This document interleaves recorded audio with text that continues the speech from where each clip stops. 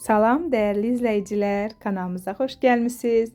Bugün sizinlə qaranlıqda parıldayan qar dənəciyinin hazırlanmasını bölüşəcəm. Əlinizdə 3 material varsa hazırlaya bilərsiniz. Yağlı kağız, silikon kley və zər. Yağlı kağızın üzərinə işlədikdə, yəni düşünməyin ki, çox rahatlıqla qopacaq. İncə işləsəz, o qədər də rahat qopartmaq olmur. Bu qar dənəciklərindən birini seçib çəkə bilərsiniz və pizza dilimi bölümü kimi. İlk olaraq 8 hissəyə bölgü çizgi xətləri çəkin ki, simmetrik olsun və kənar hissələrin şaxələrini biraz qalın seçin.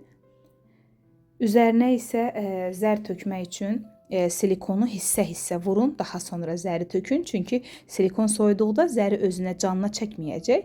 Ona görə hər dənəciyi ayrı-ayrı işləyin, belə deyim və artıq zəri kənara boşaldın.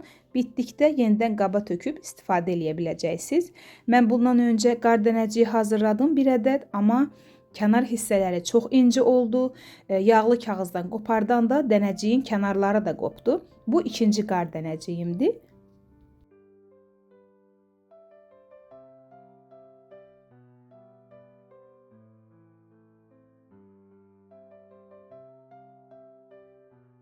İşiniz bitdikdən sonra son olaraq bir də baxın hansı hissələrdə incəlik varsa o hissələri qalınlaşdırın. Dediyim kimi çox incə qar dənəciyini yağlı kağızdan qopartmaq biraz çətin olur. Baxın bunu göstərmək istəyirdim. Kənarları çox incə olduğuna görə qopardanda dənəcik də qopdu. İndi isə ehtiyatla ikinci qar dənəciyimi qopartmağa başlayıram və bu dəfə alındı. Qopardandan sonra arxa hissəyə də kley vurub zər tökəcəm. Amma onda deyim ki, yenə də yerdə işləyin. Çünki kley vuranda yumuşalır, dənəciklər qopa bilər.